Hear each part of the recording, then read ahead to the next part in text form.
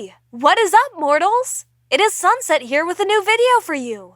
Welcome to part 2 of What If Deku Had a Sentient Quirk? I just wanted to greet you guys by just saying, sit back and relax. You're in for a treat. So we begin. Izuku Midoriya was sweating bullets as he ran down the pathway. The young teen showed little to no signs of stopping. It had been 10 years. 10 long years since the boy's quirk first developed. Back then, his habits had been seen as worrisome by his mother. The young freckled boy changed a lot. He had become much more expressive. He was also much louder since his quirk developed, seeming to always be full of energy. The young boy seemed to adapt some of the characteristics of his blonde-haired counterpart and best friend, Katsuki Bakugo. Izuku stood in the park alone, panting as he stopped. He looked at the sun rising. As he smiled, a green glow emanated from the freckled teen as a figure shot out from Izuku. This creature had been bunny-like, having certain parts of its body appear human while others appeared more bunny-like, though it was nearly as tall as Izuku. Izuku looked at the bunny-like figure as he sighed. Well, well! Someone just beat their own record! The bunny then laughed as Izuku seemed happy, excited even, about something. Ha! That means I beat Kachan! Suck it, Kachan! He said while laughing to himself. The bunny simply laughed along with him as the bunny sat down, while Izuku stretched. Maybe we finish training later, the bunny said while looking concerned. A confused Izuku asked what he meant. The bunny then pointed to a clock. Izuku turned to look at the clock and had a look of horror. Oh crap! It's 8:15! If I'm late to school again, Mom's gonna kill me! Izuku quickly grabbed his book bag, which he brought along with him, and ran to school in a panic, the bunny fading as it went back into Izuku. A teen ash blonde stood in front of the Aldera Junior High. An annoyed and frustrated Bakugo stood there, as if he would explode. The time was 8:39. Where the hell is that damn Usagi? Bakugo scowled, as he could hear the sound of footsteps. The emerald-eyed boy had been caught up early in a fight between some villain against Kamui Woods. The villain had stolen something, having a fist clenched with an item inside. Kamui Woods had tried his best against the villain, though not many options were left because of the villain's enlarging quirk. Of course, Izuku had stopped to watch the fights as well as take notes on the hero's ability. That was, until suddenly the villain would be taken out by Mount Lady, a fairly new heroine, who, similar to the villain, had a type of transformation quirk. Sorry, Kachan. I got caught. The panting and out-of-breath boy would be caught off. Bakugo, who was ready to explode, would grab the boy by the collar. Usagi, you were nearly late again! The angered blonde then hit the freckled boy on the head, letting go of the boy's collar. Izuku rubbed his head as he groaned in pain. Ow! That hurts, you know. Bakugo ignored Izuku as he walked towards the school, Izuku hastily running after him. The school day for Bakugo and Izuku was normal as usual. They went through each of their classes either with boredom or impatience. In Izuku and Bakugo's last class of the day, their teacher walked into the classroom with a bunch of papers. Hello, class. No, I wanted to pass out all these papers. These were supposed to be used as a way to choose what kind of course you all wanted to be put into. Silence fell upon the class as those words left the teacher's mouth. The teacher then cracked a smirk as the papers he once held flew out of his hands as he threw them away. But I think we know every one of you wants to apply for the hero course. Almost every student in the room shouted in agreement, showing off their own quirks. All but two, that being Izuku and Bakugo. Bakugo simply smirked as Izuku sighed. Oh, great. Here we go. The freckled boy thought to himself. His ash-blonde friend had slammed his feet onto his desk, his own way of catching the attention of everyone in the class. Yeah, right, Teach. Don't lump me in with what fodder is in this class. Most of you will be lucky to even get a job as someone's sidekick. Bakugo smirked as his response was received in a negative way, as almost everyone began to complain, displaying their quirks once again. Many people simply called Bakugo a jerk, while some simply kept quiet, too afraid to even speak up or rebut Bakugo. Shut the hell up, you damn extras! No, everyone, please don't use your quirk. The man could barely even finish his sentence as another voice rang out. Kachan! Izuku said. Everyone then looked at him, Bakugo raising an eyebrow, a little confused. Izuku and Bakugo, please don't raise your voices anymore, the teacher said. He thought he got his point across, but nearly anyone attempted to pay attention to him. Izuku then spoke up. Kachan, there was no need to be so rude. Bakugo laughed as everyone continued to listen. Jeez, Usagi, what got shoved up your ass today? A few people snickered at Bakugo's remark, but Izuku didn't seem amused. Izuku and Bakugo! The loud yell really caught the attention of all the students. The teacher removed his glasses, rubbing his choroid as he sighed. If you two don't quiet down, I'll send you both to the principal's office. The two boys sat in their seats. Bakugo simply rolled his eyes, while Izuku apologized for his behavior. The class soon ended as everyone packed up to leave, Bakugo walking up to Izuku while eyeing him up and down. Usagi, we're still going to the gym, right? Izuku took one of his many hero analysis notebooks, placing it in his bag as he looked at Bakugo. Oh yeah, sure. Sorry about earlier. The young freckled boy rubbed his head while sighing. Bakugo's eyes twitched as he stared at Izuku. Damn it, Usagi! Stop apologizing for everything! The freckled boy's face then looked surprised, looking at his best friend. Bakugo then scowled as he just shook his head. Well, don't just stand there, nerd! Come on! Bakugo walked to the door, leaving his green-haired friend behind. Izuku quickly put his bag on, attempting to run after his ash-blonde friend. Izuku and Bakugo walked past the school gates, while Izuku suddenly smirked. Oh, Kachan! I beat my record earlier today! Bakugo looked at Izuku as if he was mad. No way. I don't believe it, Bakugo said, while Izuku just continued to smirk.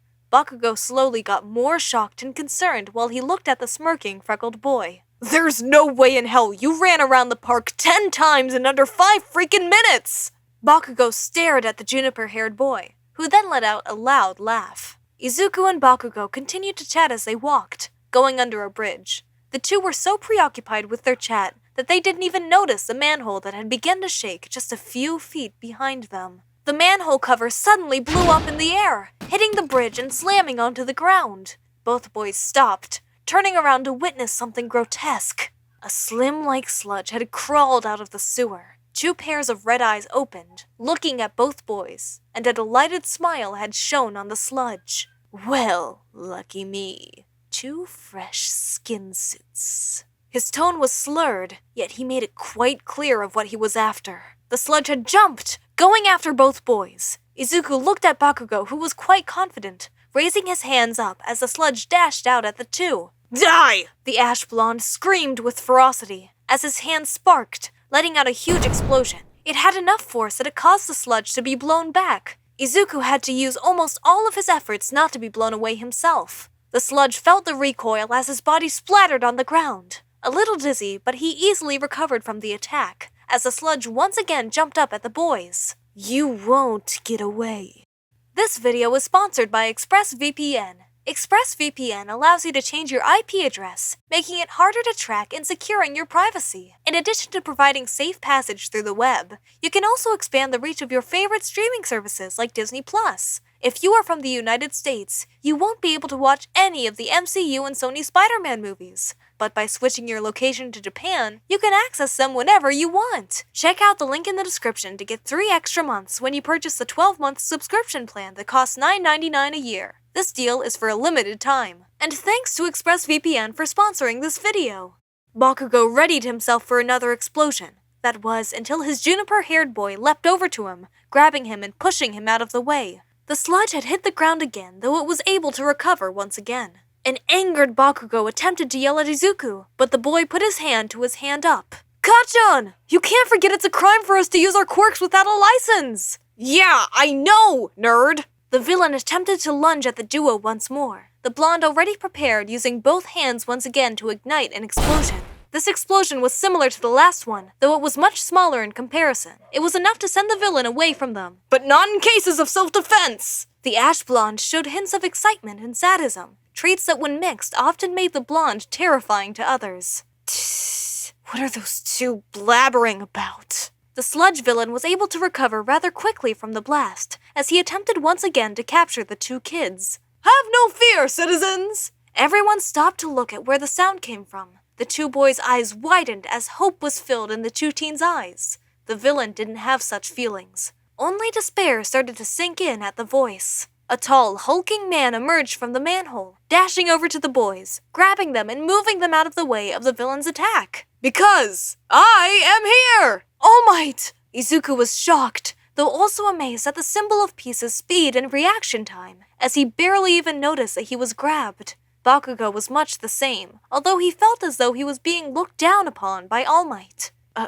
All Might? The sludge looked at All Might. His attempt to capture the students was a failure, as he was right in front of a dangerous opponent. All Might's arm was already cocked back as he yelled with all his heart, "Detroit Smash!" He swung his fist forward at the sludge. The air pressure alone caused the villain to split apart, splitting him everywhere. The sludge wasn't waking up anytime soon, as All Might looked at the two students who were mainly unharmed by the villain. Putting the two down, they both looked excited. "Whoa, it's really All Might," Bakugo said, as he looked at Izuku. His freckled friend then began to mutter to himself, a habit he often did when he was surprised, amazed, or just shocked. All Might looked a little concerned for the boy, as he began to use bottles he found close by to pick up the sludge that had been splattered. But that wouldn't mean that... The juniper-haired boy's muttering was stopped to a complete halt, as his ash-blonde friends hit him on the head. "Usagi, shut the hell up!"